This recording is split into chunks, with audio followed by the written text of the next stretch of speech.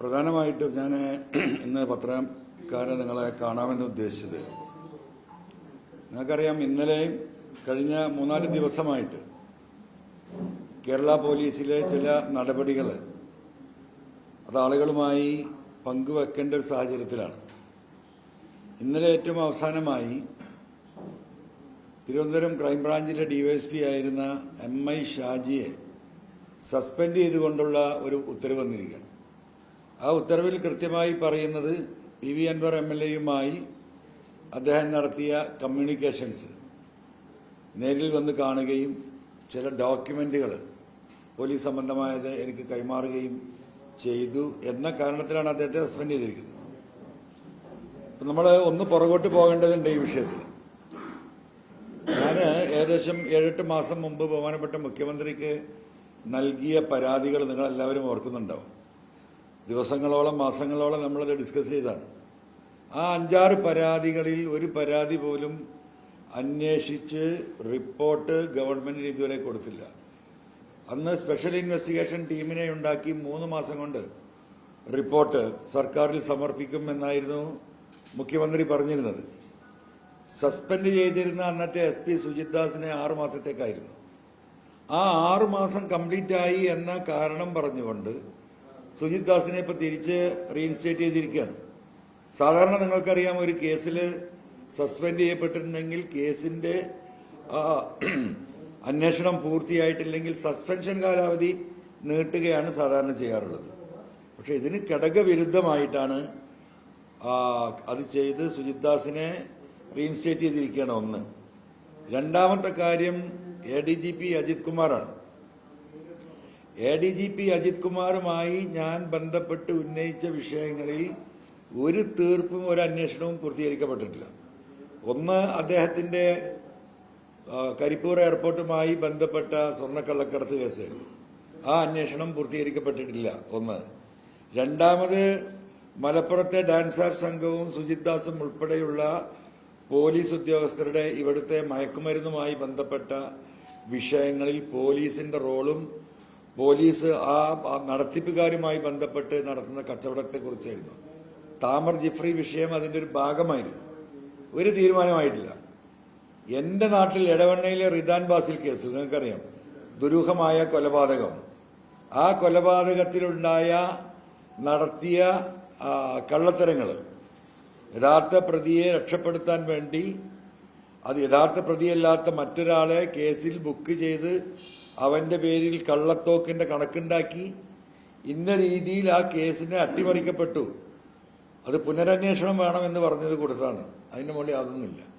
കോഴിക്കോട്ട് അങ്ങാടിയിൽ നിന്ന് മാമി തിരോധാനം, വളരെ ശ്രദ്ധേയമായ ഒരു കേസ് 1 വർഷം പിന്നിട്ട് കഴിഞ്ഞു. അന്വേഷണം എവിടെയും എത്തിയില്ല. അന്ന് ഞാൻ ഈ വിഷയങ്ങളുണ്ടാക്കി പരാതി കൊടുത്തതിന്റെ അടിസ്ഥാനത്തിൽ അന്നത്തെ അന്വേഷണ സംഘത്തെ മാറ്റി മലപ്പുറം ജില്ലയിലെ ക്രൈംബ്രാഞ്ച് SP ആയിരുന്ന വ്യക്തിയെ അന്ന് ആ കേസിന്റെ അന്വേഷണ ചുമതല ഏൽപ്പിച്ചു. 3-4 ദിവസം കൊണ്ട് ആ കേസിൽ വലിയ പുരോഗതി ഉണ്ടായി എന്ന് മാമിയുടെ കുടുംബാംഗങ്ങൾ തന്നെ, ഭാര്യയും മക്കളും തന്നെ പത്രക്കാരായ നിങ്ങളോട് വിവരങ്ങൾ പറഞ്ഞാണ്. പക്ഷേ കേസ് നല്ല രീതിയിൽ പോകുന്നു എന്ന് കണ്ടപ്പോൾ 4-ാമത്തെ ദിവസം അന്നത്തെ മലപ്പുറം ക്രൈംബ്രാഞ്ച് SPക്ക് ചാർജ് കൊടുത്ത് അദ്ദേഹം അന്വേഷിക്കുന്ന കേസിൽ നിന്ന് അദ്ദേഹത്തെ മാറ്റിയെന്ന് മാത്രമല്ല, അദ്ദേഹത്തെ എക്സൈസ് ഡിപ്പാർട്ട്മെന്റിലേക്കാണ് മാറ്റിയിരിക്കുന്നത്, പോലീസിൽ നിന്ന് താൽക്കാലിക ചുമതല കൊടുത്തുകൊണ്ട്. ഇതിങ്ങനെ മൊത്തം കുളമായി കിടക്കുകയാണ്. ഒരു കേസ് പോലും കൃത്യമായി അന്വേഷിക്കുകയോ ഈ പറഞ്ഞ കാര്യങ്ങളുടെ തെളിവെടുപ്പിനായിട്ടുള്ള ആത്മാർത്ഥമായ ഒരു സമീപനം സ്വീകരിക്കുകയോ ചെയ്തില്ല. അതിനിടക്കാണ് ഇപ്പൊ നമുക്കറിയാം, ഞാൻ പറഞ്ഞിരുന്ന ഒരു പ്രധാന കേസായിരുന്നു സന്ദീപാനന്ദഗിരിയുടെ ആശ്രമം കത്തിച്ച കേസ്. ആ ആശ്രമം കത്തിച്ച കേസിൽ ആദ്യം പോലീസ് എടുത്ത നിലപാട് അത് സന്ദീപാനന്ദഗിരിയും CPMന്റെ പ്രവർത്തകരും കൂടി ചേർന്ന് അവിടെ ആശ്രമത്തിന് തീയിട്ട് അത് BJP RSS പ്രവർത്തകരുടെ മേലിൽ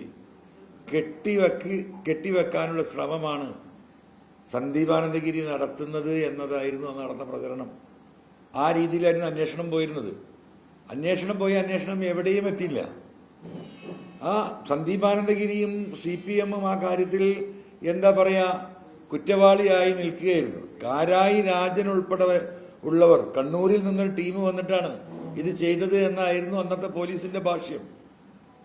അതിനെ ഇൻവെസ്റ്റിഗേഷന് കൊടുത്ത് ആ കേസ് അന്വേഷിച്ച വ്യക്തിയായിരുന്നു ഇപ്പോ സസ്പെൻഡ് ചെയ്യപ്പെട്ട ഡിവൈഎസ്പി, തിരുവനന്തപുരം ക്രൈംബ്രാഞ്ച് ഡിവൈഎസ്പി ആയിരുന്ന MI ഷാജി. ആ വ്യക്തി അത് അന്വേഷിക്കുകയും അത് കണ്ടെത്തുകയും യഥാർത്ഥ പ്രതികളെ കണ്ടെത്തുകയും അതിൽ നടത്തിയ മുഴുവൻ കള്ളത്തരങ്ങളും CPMകാരെ പ്രതിയാക്കാൻ വേണ്ടി അന്ന് പോലീസ് കാരായി രാജന്റെ ഉൾപ്പെടെയുള്ള CDR റെക്കോർഡുകൾ നിയമവിരുദ്ധമായിട്ട് പെർമിഷൻ ഇല്ലാതെ എടുത്തിരിക്കുന്നു. കേസുമായി ബന്ധപ്പെട്ട ഇന്ന ആളുകളെ ആദ്യത്തെ ഇൻവെസ്റ്റിഗേഷൻ ടീം ചോദ്യം ചെയ്തില്ല. കേസിലെ പ്രധാന തെളിവായിരുന്ന മോട്ടോർ സൈക്കിളിന്റെ ഉടമയെ കണ്ടെത്താൻ പോലീസ് ശ്രമിച്ചില്ല. അങ്ങനെ അക്കമിട്ടുകൊണ്ടാണ് ഡിവൈഎസ്പി യഥാർത്ഥ പ്രതികളെ കണ്ടെത്തിയപ്പോൾ റിപ്പോർട്ടുണ്ടാക്കിക്കൊണ്ട് അന്ന് പോലീസിന് കൊടുക്കുന്നത്. ആ റിപ്പോർട്ടാണ് പൊളിറ്റിക്കൽ സെക്രട്ടറി ശശി പൂഴ്ത്തി എന്ന് ഞാൻ പറഞ്ഞത്. ഇപ്പോ ആ റിപ്പോർട്ട് ഞാൻ അന്ന് പത്രസമ്മേളനം നടത്തി ഇത് പറയുന്ന സമയത്ത് തന്നെ ഈ കേസന്വേഷണം പൂർത്തിയാക്കി തിരുവനന്തപുരം മജിസ്ട്രേറ്റ് കോടതിയിൽ ഡിവൈഎസ്പി ഷാജി റിപ്പോർട്ട് കൊടുത്തിട്ടുണ്ട്. ആ റിപ്പോർട്ടിലെ കോടതിയിൽ ഫയൽ ചെയ്ത റിപ്പോർട്ടിലെ ഒരു ഡോക്യുമെന്റാണ് ഞാൻ ഈ പറയുന്ന മുൻ അന്വേഷിച്ച ഡിവൈഎസ്പി ഉൾപ്പെടെയുള്ളവർ നടത്തിയ കള്ളത്തരങ്ങളും അവർ യഥാർത്ഥ തെളിവുകൾ നശിപ്പിക്കാൻ നടത്തിയ ശ്രമങ്ങളെക്കുറിച്ചും ഡിവൈഎസ്പി ഷാജി കൊടുത്ത റിപ്പോർട്ട് ആ കോടതിയിലുണ്ട്. അതൊരു പബ്ലിക് ഡോക്യുമെന്റാണ്, അത് ആർക്കും കിട്ടും. അപ്പോൾ ആ ഡോക്യുമെന്റ് എനിക്ക് തന്നു എന്നാ പറയുന്നത്. ആ ഡോക്യുമെന്റ് എനിക്ക് സ്വകാര്യമായി തരേണ്ട കാര്യമില്ല, അത് കോടതിയിലുള്ളതാണ്. പിന്നെ പറയുന്ന ചാർജ് അദ്ദേഹം എന്നെ വന്ന് കണ്ടു എന്നാണ്. എന്നെ വന്ന് കണ്ടതിന്റെ പേരിൽ സസ്പെൻഡ് ചെയ്യണമെങ്കിൽ ഇവിടെ പലരെയും സസ്പെൻഡ് ചെയ്യേണ്ടി വരും. എന്നെ ADGP റാങ്കിലുള്ളവർ കണ്ടിട്ടുണ്ട്, അതിന് താഴെയുള്ളവർ കണ്ടിട്ടുണ്ട്, DIG റാങ്കിലുള്ളവർ കണ്ടിട്ടുണ്ട്, IG റാങ്കിലുള്ളവർ എന്നുമായി ബന്ധപ്പെട്ടിട്ടുണ്ട്, IPS ജില്ലാ പോലീസ് സൂപ്രണ്ട് ലെവലിൽ എന്നെയുമായി അന്നത്തെ വിഷയങ്ങളിൽ ബന്ധപ്പെട്ടിട്ടുണ്ട്. കേരളത്തിലെ ഒരുവിധപ്പെട്ട ഉത്തരവാദിത്തപ്പെട്ട ഒരുപാട് ഓഫീസർമാര് എന്നെയുമായി ബന്ധപ്പെട്ടിട്ടുണ്ട്. കാരണം അവരൊക്കെ സത്യസന്ധമായി പോലീസിൽ തൊഴിൽ ചെയ്യുന്നവരും തൊഴിൽ ചെയ്യണമെന്ന് ആഗ്രഹിക്കുന്നവരുമായ നല്ലവരായ IPS ഉദ്യോഗസ്ഥന്മാരും പോലീസ് ഉദ്യോഗസ്ഥന്മാരാണ്. അവരിൽ നിന്നാണല്ലോ പല വിവരങ്ങളും കിട്ടുന്നത്. അപ്പം അങ്ങനെ എന്നെ വന്ന് കാണുകയും എന്നെ ബന്ധപ്പെടുകയും ചെയ്തതിന്റെ പേരിലാണ് ഈ പറയുന്ന MI ഷാജിയെ സസ്പെൻഡ് ചെയ്തിട്ടുണ്ടെങ്കിൽ എന്തുകൊണ്ടാണ് ആ സമയത്ത് എന്നെയുമായി ബന്ധപ്പെട്ട IG-മാരെ, DIG-മാരെയും ADGP-മാരെയും ഈ അന്വേഷണ പരിധിയിൽ കൊണ്ടുവരാത്തത്? എന്തുകൊണ്ടാണ് അവരെ അറസ്റ്റ് ചെയ്യാത്തത്? അപ്പൊ നിങ്ങളിത് മനസ്സിലാക്കേണ്ട അതൊന്നുമല്ല അതിലെ വിഷയം. ഇതിലെ വിഷയം RSSകാരായിട്ടുള്ള പ്രതികളെ MI ഷാജി കണ്ടെത്തുകയാണ്. CPMകാരെ പ്രതികളാക്കാൻ നടത്തിയ അന്വേഷണം അത് എങ്ങും എത്താതിരിക്കുകയും MI ഷാജിയെ ഡിവൈഎസ്പിയെ പുനരന്വേഷണം ഏൽപ്പിച്ചപ്പോൾ അദ്ദേഹം യഥാർത്ഥ പ്രതികളെ കണ്ടെത്തുകയും കണ്ടെത്തി വന്നപ്പോൾ ആ പ്രതികൾ മുഴുവൻ തിരുവനന്തപുരത്തെയും പരിസരത്തെയും RSSന്റെ പ്രധാന പ്രവർത്തകരാണ്, നിങ്ങൾക്കറിയാം. അപ്പോ RSSന്റെ താല്പര്യം തന്നെയാണ് ബഹുമാനപ്പെട്ട മുഖ്യമന്ത്രിയെ സംബന്ധിച്ചിട്ട്. MI ഷാജിയുടെ സസ്പെൻഷനിൽ പിന്നിൽ കേരളത്തിലെ RSS മുഖ്യമന്ത്രിയുടെയും ഓഫീസിലും നടത്തിയ സമ്മർദ്ദത്തിന്റെ ഫലമായിട്ടാണ് ഷാജി സസ്പെൻഡ് ചെയ്യപ്പെടുന്നത്. ഷാജി ഇതിലൊരു കുറ്റവും ചെയ്തിട്ടില്ല. അത് നാളെ അതിന്റെ എൻക്വയറി നടക്കുമ്പോഴും അത് കോടതിയിൽ പോകുമ്പോഴും ആ കാര്യങ്ങൾ ഇവിടെ ബോധ്യപ്പെടുന്ന അവസ്ഥയാണ്. അപ്പോൾ ഞാൻ കുറേയായി പറഞ്ഞു വരുന്ന ഈ പോലീസും മുഖ്യമന്ത്രിയുടെ ഓഫീസുമായിട്ടുള്ള ആ അവിഹിത ബന്ധത്തിന്റെ അവസാനത്തെ തെളിവായിട്ട് നമുക്കിതിനെ കാണാം. ഇപ്പോ സുജിത് ദാസിനെ മെല്ലെ അകത്തേക്ക് കയറ്റാനുള്ള പരിശ്രമത്തിലാണ്. ഇന്നലെ വലിയ പത്രസമ്മേളനമൊക്കെ കണ്ടു, നല്ല വെള്ള ഷർട്ടൊക്കെ ഇട്ടിട്ട് പുതിയാപ്പിളായി വരുന്നത് കണ്ടു സുജിത് ദാസ്. നിങ്ങൾ കണ്ടിട്ടുണ്ടാവും, പത്രക്കാരോടൊക്കെ പറയുന്നുണ്ട്. ഇപ്പോൾ ഇവിടുത്തെ നമ്മുടെ ബാവ കേസിന്റെ തെളിവിന് അദ്ദേഹം ഭയങ്കരമായിട്ടുള്ള ഇടപെടൽ നടത്തിയെന്നൊക്കെ അദ്ദേഹം തന്നെ പറയാം. എന്ത് ഇടപെടലാണ് നടത്തിയത്? എങ്ങനെയാ കേസ് തെളിഞ്ഞത്? ആ കേസിലെ കുറ്റവാളികളായ ആളുകൾ, അതിന്റെ മെയിൻ പ്രതിയായിട്ടുള്ള കക്ഷി അവർക്ക് നൽകാമെന്ന് പറഞ്ഞിരുന്ന കൊട്ടേഷനിലെ പണം നൽകാതിരിക്കുകയും ആ പണം ചോദിച്ച് ഷഹബാസിനെ പോയി കണ്ടവരെ കൊല്ലുമെന്ന് ഷഹബാസ് ഈ പറയുന്ന ഒന്നാം പ്രതി ഭീഷണിപ്പെടുത്തിയപ്പോൾ അത് പോലീസിൽ പരാതി കൊടുത്തു. പോലീസിന്റെ ഭാഗത്തുനിന്ന് അന്നും ഈ സുജിത് ദാസ് തന്നെയാണ്. ഇവർക്ക് അനുകൂലമായിട്ടുള്ള ഒരു അന്വേഷണമില്ല. അങ്ങനെ വന്നപ്പോൾ എന്ത് ചെയ്തു? പ്രതികൾ ഈ കൊലക്ക് കൂട്ടുന്ന പ്രതികൾ തിരുവനന്തപുരത്ത് വന്നു. സെക്രട്ടേറിയറ്റിന് മുമ്പിൽ മണ്ണെണ്ണ ഒഴിച്ച് ഞങ്ങൾ ഇതാ തീ കൊടുത്ത് ചാവാൻ പോകണം, എന്താ കാരണം അന്വേഷിച്ചു ആളുകൾ. അപ്പൊ പറഞ്ഞു ഞങ്ങൾ ഇങ്ങനെ ഒരു കേസിൽ പ്രതിയായിരുന്നു, കേസിൽ ഞങ്ങൾ ഇൻവോൾവ് ആണ്, ഞങ്ങൾക്ക് ആ പൈസ ഒന്നുമില്ല, ഇപ്പൊ ഞങ്ങളെയും കൊല്ലാൻ നടക്കുകയാണ്, ഞങ്ങൾക്ക് സംരക്ഷണം വേണം. അങ്ങനെ പോലീസ് അവിടുന്ന് അറസ്റ്റ് ചെയ്ത് കൊണ്ടുപോയി തിരുവനന്തപുരം കണ്ടോൺമെന്റ് സ്റ്റേഷനിൽ ഇരുത്തി ചോദ്യം ചെയ്തപ്പോൾ ഈ കഥ മുഴുവൻ പറയാണ്. കൊന്നവര് തന്നെയാ പറയുന്നത്. ആ കേസ് അന്വേഷിച്ച് കണ്ടുപിടിച്ചതിന്റെ വലിപ്പം ഇന്നലെ വെള്ളക്കുപ്പായൊക്കെ ഇട്ടിട്ട് സുജിത് ദാസിനെ വെള്ള പൂശാൻ വേണ്ടി മുഖ്യമന്ത്രിയുടെ ഓഫീസിൽ നിന്ന് പി ശശി പറഞ്ഞയച്ചിരിക്കുകയാണ്. ഇതൊക്കെ ഈ നാട്ടിലെ ജനങ്ങൾക്ക് അറിയുന്നതാണ്. അപ്പൊ ഞാൻ ആകത്തുക പറഞ്ഞു വരുന്നത് ഇതാണ് രീതി. ഇപ്പോ നിങ്ങൾക്കറിയാം കേരളം ആകെ കൊലപാതകമാണ്. എങ്ങോട്ടായി നാട് പോകുന്നത്? ഇന്നലെ കോട്ടക്കലത്തിൽ നടന്ന മരണം പോലും കൊലപാതകമാണെന്ന വാർത്ത ഇപ്പോൾ വന്നുകൊണ്ടിരിക്കുകയാണ്.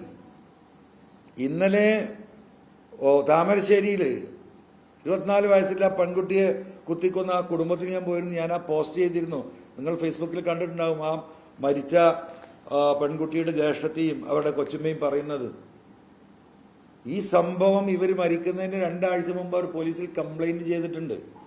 ഇങ്ങനെ ഭർത്താവിൽ നിന്ന് ഭീഷണിയുണ്ട്, ഏത് സമയം ഞങ്ങൾ ആക്രമിക്കപ്പെട്ടേക്കാം, എന്റെയും മകളുടെയും വസ്ത്രം കത്തിച്ചിത് അവൻ ഫോട്ടോ എടുത്ത് അയച്ചിരിക്കുന്നു, ഞങ്ങൾക്ക് സംരക്ഷണം വേണം. എഴുതി കൊടുത്ത പരാതിയാണ്. അതിന്റെ റെസിപ്റ്റ് കോപ്പി അവരുടെ കയ്യിലാണ്. ആ വഴിക്ക് പോലീസ് തിരിഞ്ഞു നോക്കിയിട്ടില്ല. അത് പറഞ്ഞിട്ടാണ് അവർ കരയുന്നത്.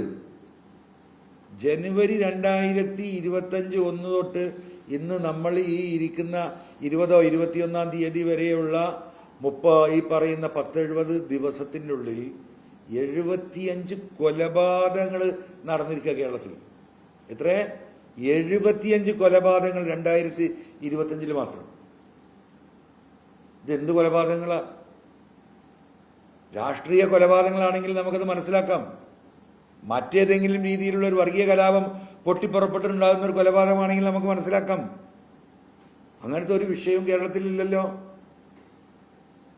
ഇത് മുഴുവൻ 95.5% മയക്കുമരുന്നുമായി ബന്ധപ്പെട്ടത്.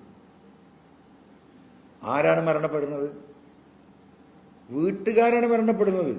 ആരാണ് കൊലയാളികൾ? വീട്ടുകാരാണ് കൊലയാളികൾ. ബന്ധുക്കളാണ്, മക്കളാണ്, ഭാര്യയാണ്, ഭർത്താവാണ്, സഹോദരനാണ്, പെങ്ങളാണ്. ചരിത്രത്തിൽ ഇന്ത്യയുടെ ചരിത്രം പരിശോധിച്ച് നമുക്ക് കാണാൻ പറ്റുമോ? ഇന്ത്യയുടെ ചരിത്രം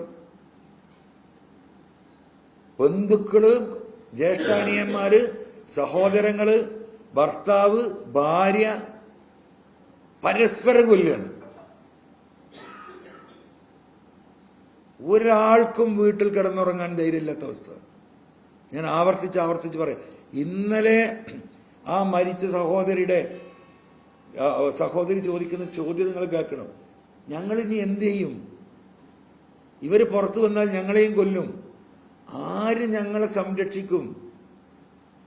ഞങ്ങൾക്കിനി എന്ത് മാർഗം എന്നാണ് ഇന്നലെ അവര് ദയനീയമായി ചോദിക്കുകയാണ്. അതിന് 2 ആഴ്ച മുമ്പാണ് ഷഹബാസിനെ കൊന്നത്. 10ാം ക്ലാസ് പഠിക്കുന്ന കുട്ടി. അന്ന് ആ വീട്ടിൽ ചെല്ലുമ്പോൾ വീട്ടുകാർ കരഞ്ഞു പറഞ്ഞത് ഞങ്ങൾക്കൊരു 5 സെന്റ് സ്ഥലങ്ങൾ തമിഴ്നാട്ടിലെങ്കിലും വാങ്ങിത്തരുമെന്ന് ചോദിച്ചത്. 5 സെന്റ് സ്ഥലം തമിഴ്നാട്ടിൽ ഞങ്ങൾ ഒരു ചെറ്റക്കുടിൽ വെച്ച് കെട്ടി ജീവിച്ചോളാം എന്ന് പറഞ്ഞാൽ കേരളത്തിൽ ഇനി ഞങ്ങൾ എങ്ങനെ ജീവിക്കും? ഇത് രാഷ്ട്രീയമല്ല കേട്ടോ, ഇത് രാഷ്ട്രീയമല്ല ഞാൻ പറയുന്നത്. കേരളത്തിൽ ജീവിക്കാൻ കഴിയാത്തത് കൊണ്ട് തമിഴ്നാട്ടിൽ അല്ലെങ്കിൽ തൊട്ടടുത്ത സംസ്ഥാനത്ത് ഒരു 5 സെന്റ് വാങ്ങി ഞങ്ങൾ ജീവൻ രക്ഷിക്കൂ എന്ന് കൊലക്ക് ഇരയായ ഒരു കുട്ടിയുടെ രക്ഷിതാവും മറ്റുള്ള കുടുംബങ്ങളും പറയുന്ന ഗതികേടിലേക്ക് കേരളത്തിരിക്കുകയാണ്. ഇപ്പൊ വന്നുകൊണ്ടിരിക്കുന്ന വാർത്ത എന്താ? ഇവിടെ ജനങ്ങളിൽ ഇറങ്ങി വലിയ പ്രക്ഷോഭങ്ങൾ ഉണ്ടായി, ഇത് ചർച്ചയായി. പോലീസ് കുറച്ചൊന്ന് ആക്ടിവേറ്റ് ചെയ്തു കഴിഞ്ഞ 2 ആഴ്ചയായിട്ട്. കഴിഞ്ഞ 3 ദിവസമായിട്ട് അതില്ല. മുഖ്യമന്ത്രി പറഞ്ഞു ജനങ്ങൾ ഇതിൽ ഇടപെടണം. ജനങ്ങൾ ഇടപെട്ടു.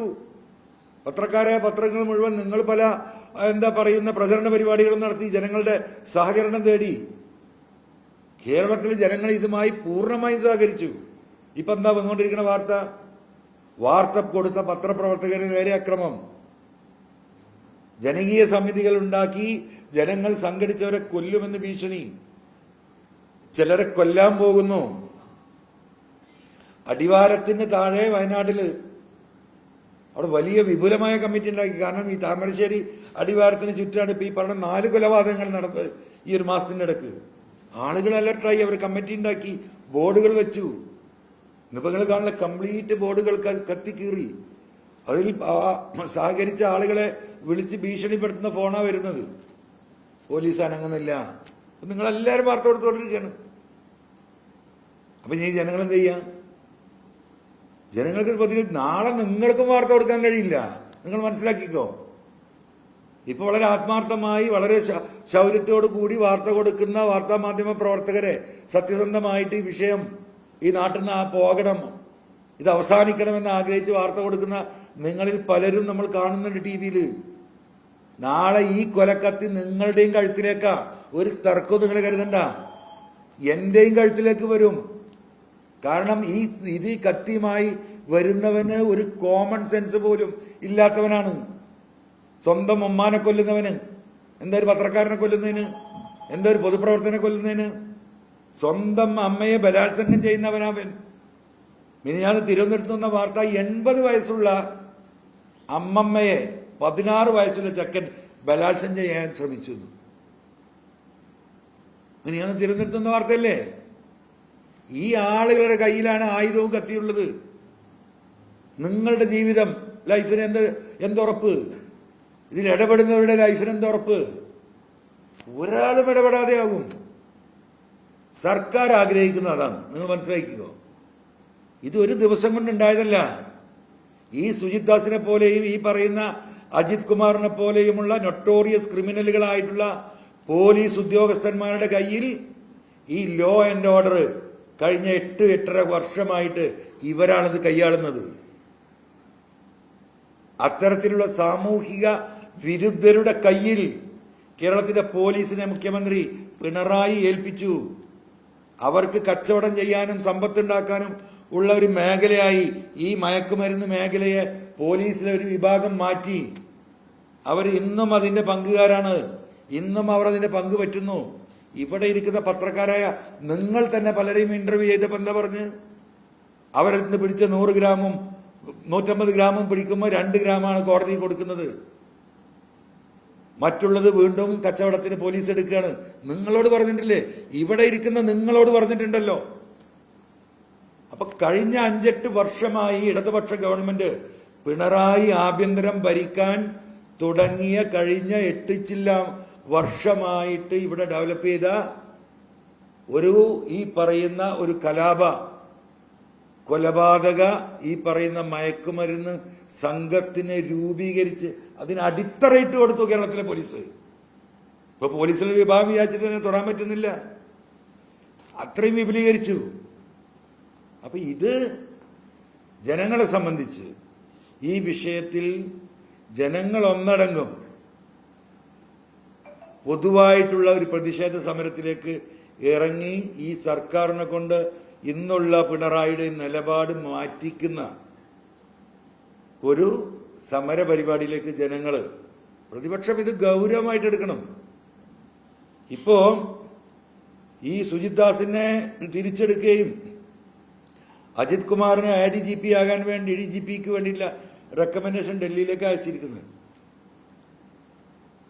മുഖ്യധാര രാഷ്ട്രീയ പാർട്ടികൾ അവരെടുക്കേണ്ട നിലപാടുകൾ എടുത്തായിട്ട് കാണുന്നില്ല. CPI വലിയ പാളുണ്ടാക്കിയിരുന്നില്ല. അവരെവിടെ? കംപ്ലൈന്റിന്റെ എന്ന നിലയ്ക്ക് എനിക്കെന്താ ചെയ്യാൻ പറ്റുക? എനിക്കാകെ ചെയ്യാൻ പറ്റുക ഈ സെലക്ഷനെതിരെ പരാതി കൊടുക്കുന്നത്. അത് പരാതി നമ്മൾ ലീഗലി പ്രിപ്പയർ ചെയ്തുകൊണ്ടിരിക്കുകയാണ്. നമ്മൾ UPSCക്ക് പരാതി കൊടുക്കുന്നുണ്ട്, പ്രസിഡന്റ് ഓഫ് ഇന്ത്യക്ക് കൊടുക്കുന്നുണ്ട്, കേന്ദ്ര ആഭ്യന്തരമന്ത്രിക്ക് കൊടുക്കുന്നുണ്ട്, കേന്ദ്ര ആഭ്യന്തര മന്ത്രാലയത്തിന്. ഈ പറയുന്ന ADGP അജിത് കുമാർ ഈ കേസുകളിൽ മുഴുവൻ കുറ്റാരോപിതനാണ്. അദ്ദേഹത്തിന്റെ സാമ്പത്തിക സ്രോതസ്സിൽ ഇത്രയും തെളിവുകൾ കൊടുത്തിട്ടുണ്ട്. അതുകൊണ്ട് ഇതുപോലത്തെ നൊട്ടോറിയസ് ആയിട്ടുള്ള ഒരു വ്യക്തിയെ DGP റാങ്കിലേക്ക് ഉയർത്താനുള്ള റെക്കമെൻഡേഷൻ പാനൽ നിന്ന് അദ്ദേഹത്തെ ഒഴിവാക്കണമെന്ന് പറഞ്ഞ് നമുക്ക് ഈ പരാതികൾ കൊടുക്കാനേ കഴിയുള്ളൂ. അതിനെയും മറികടന്നെടുത്താൽ നമുക്ക് കോടതി പോകാൻ പറ്റും, ഹൈക്കോടതിയിലോ സുപ്രീം കോടതിയിലോ പോകാൻ പറ്റും. അവിടെയാണ് ഞാൻ എത്തി നിൽക്കുന്നത്. അപ്പം ഇതാണ് ഇതിന്റെ പൊതുവായിട്ടുള്ള വിഷയങ്ങൾ. അപ്പോൾ എനിക്ക് വീണ്ടും നിങ്ങളൊക്കെ ആത്മാർത്ഥമായി ഈ ഡ്രഗ്സുമായി ബന്ധപ്പെട്ട വിഷയത്തിൽ സിൻസിയറായിട്ട് പോകുന്നുണ്ട്. പക്ഷേ പോലീസിന്റെ നിലപാട് നാളെ നിങ്ങൾ കത്തിക്കരയാകാം, ഈ പറയുന്ന ഞാൻ കത്തിക്കരയാകാം, വാർത്ത കൊടുക്കുന്നവൻ കത്തിക്കരയാകാം, അതിന് സഹായിച്ചവൻ കത്തിക്കരയാകാം. ആ ഒരു അവസ്ഥയിൽ കേരളത്തിൽ എത്തിയിട്ടുണ്ട്. അത് നിങ്ങളുടേതായിട്ടുള്ള രീതിയിൽ ഇതിനെതിരെ സർക്കാരിനെ ഉണർത്താനും സർക്കാർ ഇന്ന് ഈ മയക്കുമരുന്ന് ലോബിയോട് ഒപ്പം ചേർന്നെടുക്കുന്ന ഈ നിലപാടിൽ നിന്ന് പിന്മാറാൻ സമ്മർദ്ദം ചെലുത്താനും നിങ്ങളുടെ സഹായം കൂടി ഉണ്ടാവണം എന്ന് അഭ്യർത്ഥിക്കാൻ കൂടിയാണ് ഈ പത്രസമ്മേളനം നടത്തിയത്.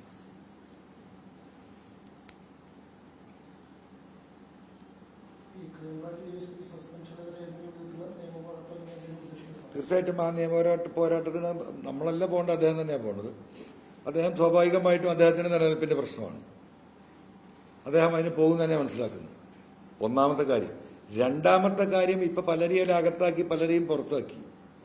ഇനി ഈ ഗവൺമെന്റ് എന്ന് പറയുന്നത് ഇനി ഏകദേശം 392 ദിവസമാണ് ഈ ഗവൺമെന്റുള്ളത്. 13 മാസം. ഈ 13 മാസം കഴിയുമ്പോൾ ഈ ചിത്രങ്ങളൊക്കെ മാറില്ലോ.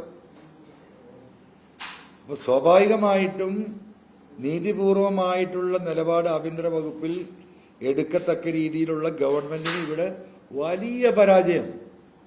ഒറ്റ പോലീസിനെ കൊണ്ട് ഈ ആശാവർക്കർമാരും മാത്രം മതി പിണറായിയുടെ അടിവേര് കേരളത്തിൽ വിട്ടാൻ. അതിലേക്ക് അത് എത്തിച്ചേരും. ഒരു തർക്കവും നിങ്ങൾ ആരും കരുതണ്ട.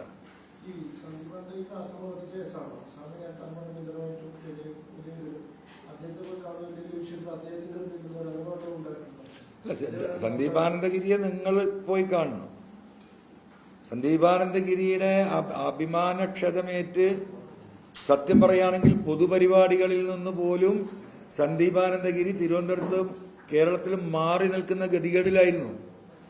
അദ്ദേഹമാണ് ഇതിന്റെ കുറ്റവാളി, അദ്ദേഹമാണ് തീ കൊടുത്തത്, അദ്ദേഹം പേരെടുക്കാൻ വേണ്ടി ചെയ്തതാണ് എന്ന് ഉള്ള വാർത്തകളും പോലീസിന്റെ ധ്വനിയും അങ്ങേയറ്റം മാനഹാനിയിലായിരുന്നു അദ്ദേഹത്തെ പോലെയുള്ള ബഹുമാനീയ വ്യക്തി. അദ്ദേഹത്തെ ആ മാനഹാനിയിൽ നിന്ന് രക്ഷപ്പെടുത്തിയത് ഈ പറയുന്ന MI ഷാജിയുടെ അന്വേഷണമാണ് യഥാർത്ഥ പ്രതികളെ കണ്ടെത്തിയപ്പോൾ. അപ്പൊ അദ്ദേഹത്തിന്റെ നിലപാട് എന്താണ് എന്നുള്ളത് നിങ്ങളുടെ സഹപ്രവർത്തകരോട് തിരുവനന്തപുരത്ത് നിങ്ങൾ അദ്ദേഹത്തെ പോയി കാണാൻ വേണ്ടി പറയണം. അദ്ദേഹം ഇതിൽ നിലപാട് പറയേണ്ട വ്യക്തി കൂടിയാണ്. വ്യക്തിപരമായിട്ട് എന്റെ അഭിപ്രായം അതാണ്.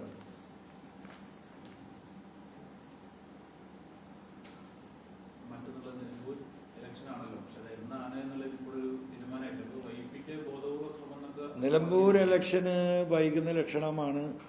അത് നടത്താതിരിക്കാൻ വേണ്ടിയിട്ടുള്ള വലിയ ശ്രമം ഗവൺമെന്റിന്റെ ഭാഗത്തുനിന്ന് ഉണ്ട് എന്ന് തന്നെയാണ് ഞാൻ മനസ്സിലാക്കുന്നത്. കാരണം ആ തെരഞ്ഞെടുപ്പ് ഞാൻ രാജിവെച്ചത് എന്തിനാണ്? പിണറായിസത്തിനെതിരെ കേരളത്തിന്റെ ജനമനസ്സ് എന്താണ് ഇന്നത്തെ സ്ഥിതിയിൽ എന്ന് കാണിച്ചു കൊടുക്കാൻ ഉതകുന്ന തരത്തിലുള്ള ഒരു തെരഞ്ഞെടുപ്പ് റിസൾട്ട് നിലമ്പൂരിൽ നിന്നും ഉണ്ടാകുമെന്ന ബോധ്യത്തിന്റെ അടിസ്ഥാനത്തിലാണല്ലോ ഞാൻ മാറി നിൽക്കുന്നത്, രാജിവെച്ചത്. അത് സ്വാഭാവികമായിട്ടും ഏറ്റവും വലിയ പ്രതിസന്ധി ഉണ്ടാക്കുന്ന അവർക്കല്ലേ. അപ്പൊ അവരെ സംബന്ധിച്ച് തെരഞ്ഞെടുപ്പ് നടത്താൻ താല്പര്യം ഉണ്ടാവില്ല. പിന്നെ ഇപ്പൊ പഴയ തെരഞ്ഞെടുപ്പ് കമ്മീഷനല്ല, നമ്മൾ നിയമവും റൂളും ചട്ടങ്ങളൊക്കെ വായിക്കുമ്പോൾ ഈ പറയുന്നതൊക്കെ ശരിയാണ്. 6 മാസത്തിലധികം ഉണ്ടെങ്കിൽ തെരഞ്ഞെടുപ്പ് നടത്തണം, നിർബന്ധമാണ്, അത് ജനാധിപത്യ പ്രക്രിയയുടെ ഭാഗമെന്നൊക്കെ നമുക്ക് വായിക്കാൻ പറ്റും. പക്ഷെ ഇന്ന് അങ്ങനെയൊന്നുമല്ലല്ലോ തെരഞ്ഞെടുപ്പ് കമ്മീഷനും കാര്യങ്ങളും നടക്കുന്നത്. അതുകൊണ്ട് ഇന്ന് CPM-ഉം പ്രത്യേകിച്ച് മുഖ്യമന്ത്രിയുടെ ഓഫീസും കേന്ദ്രവുമായിട്ടുള്ള അഭേദ്യമായ ബന്ധമാണ് നമ്മൾ കണ്ടുകൊണ്ടിരിക്കുകയാണല്ലോ. ബ്രേക്ക്ഫാസ്റ്റ് മീറ്റിങ്ങും RSS മീറ്റിംഗും ഒക്കെ നടന്നുകൊണ്ടിരിക്കുകയാണല്ലോ.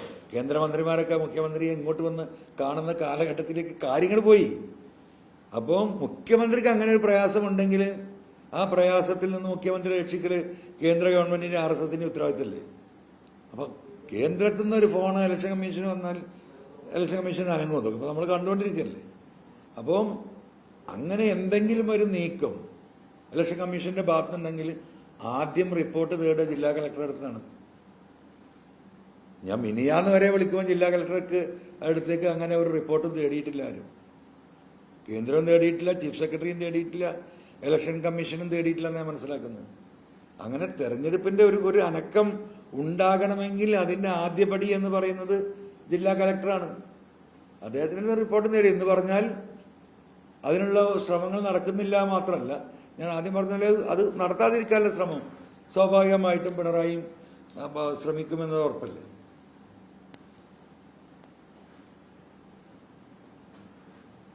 പിന്നെ നമുക്കതിൽ മാർഗം ഹൈക്കോടതിയെ നിലമ്പൂരിലെ വോട്ടർമാർക്ക് സമീപിക്കാം. മാർച്ച് 31 വരെ ഉള്ള ഡേറ്റിന്റെ അകത്തും ഒരു തീരുമാനവും കാണുന്നില്ലെങ്കിൽ നമ്മൾ കോടതിയെ സമീപിക്കും. നിലമ്പൂരിലെ വോട്ടർമാർ അതിന് തയ്യാറെടുത്തുകൊണ്ടിരിക്കുകയാണ്. അതിന്റെ ഉത്തരം അവർ കോടതിയിൽ പറയേണ്ടി വരും.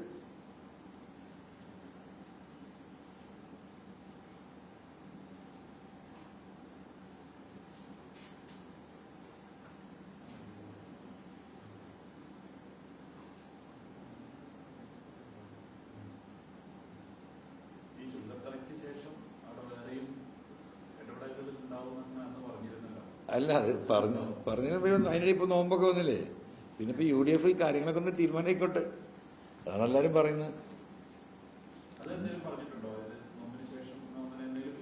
ഇല്ല, നമ്മളന്ന് കത്ത് കൊടുത്തു. കഴിഞ്ഞ മീറ്റിങ്ങിൽ ഈ വരാനിരിക്കുന്ന മീറ്റിങ്ങിൽ അത് അജണ്ട ആയിട്ടുണ്ട് എന്നുള്ളൊരു ചെറിയ വിവരം മാത്രമേ ഉള്ളൂ. അത് അവരല്ലേ തീരുമാനിക്കണം. ഇല്ല.